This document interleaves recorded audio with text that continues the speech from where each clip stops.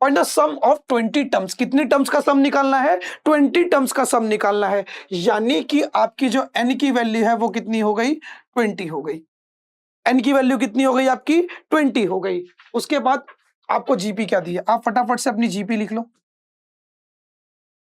128 minus 96 minus 72 minus 54, ये है आपकी जीपी।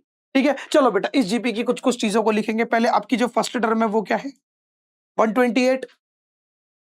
आर कैसे निकलेगा?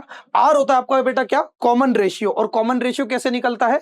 नंबर्स को डिवाइड करके। तो कॉमन रेशियो निकालने के लिए आप क्या करोगे? माइनस 96 को डिवाइड करोगे किससे? 128 से। क्यों? बाद वाला अपॉन में पहले वाला। आर कैसे निकलता है आपका? A2 अपॉन में A1, बाद वाली टर्म अपॉन में पहले वाली टर्म। 2 चौक 8, 2 अट्ठे 16,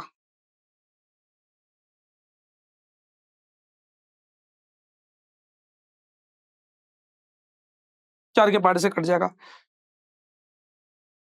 4 छिक 24, 4 अट्ठे 32,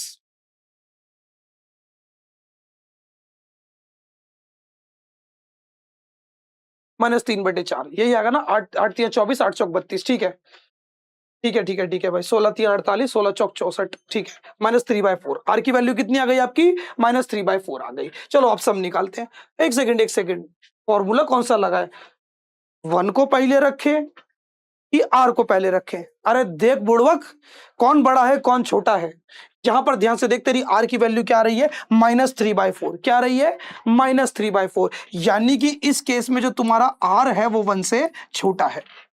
आर जो है तुम्हारा क्या है? 1 से छोटा है। और अगर आर तुम्हारा 1 से छोटा है तो इसलिए बेटा हम लोग क्या करेंगे? अपना पहला वाला फॉर्मूला लगाएंगे, यानी कि 1 को पहले रखेंगे। किसको पहले रखेंगे?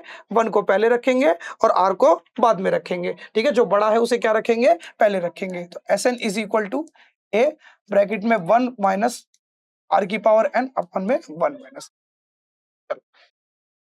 अब निकालो सम। ए की जगह पे क्या आएगा? 128 ब्रैकेट के अंदर 1 माइनस आर। आर क्या है आपका? आर आपका क्या है? आर है आपका -3/4 की पावर n। n कितना आपका? 20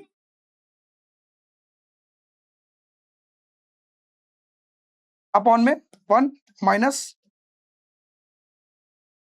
1 माइनस आर। इतना किसी को डाउट है तो एक बार दोबारा इसे अच्छे से देखो। मैंने कुछ नहीं करा, ए की जगह पे ए रखा, 1 की जगह पे 1, माइनस की जगह पे माइनस, आर की जगह पर आएगा तेरा -3/4।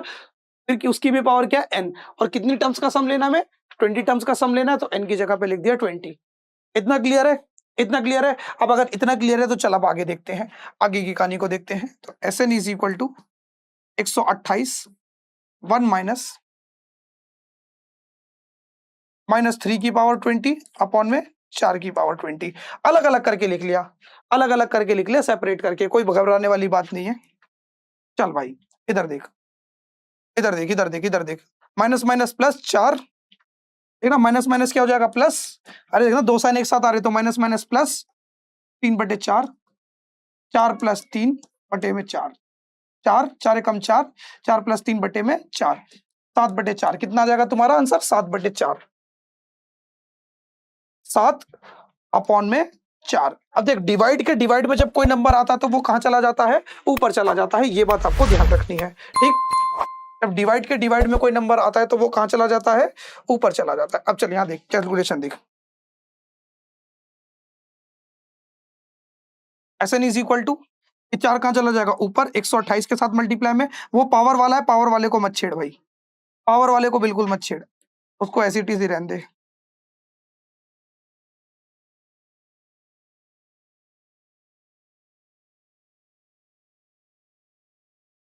अपॉन में 7। अब देख कट रहा है कि नहीं कट रहा? ये 7 के पाड़े से कटेगा कि नहीं? 7 एकम 7 बचेगा कितना?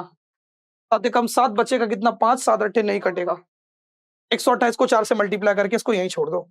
अपने आंसर को आप यहां भी छोड़ सकते हो भाई। देखो 20 पावर सॉल्व करना हमारे बस की नहीं है, तो आप इतना भी छोड़ दोगे तो आपको पूरे नंबर मिल जाएंगे। बस 128 को 4 से मल्टीप्लाई कर देना। 8 चौक 32 का 2 हासिल गया 3, 4 दूनी 8, 9 10 11 का 1 हासिल गया 1, 4 एकम 4 5, 512। कितना आएगा? 4 8 चौक 32, 32 का 2 हासिल गया 3, 4 दूनी 8, 9 10 11 11 का 1 हासिल गया 1, 4 एकम 4 1 5, 512।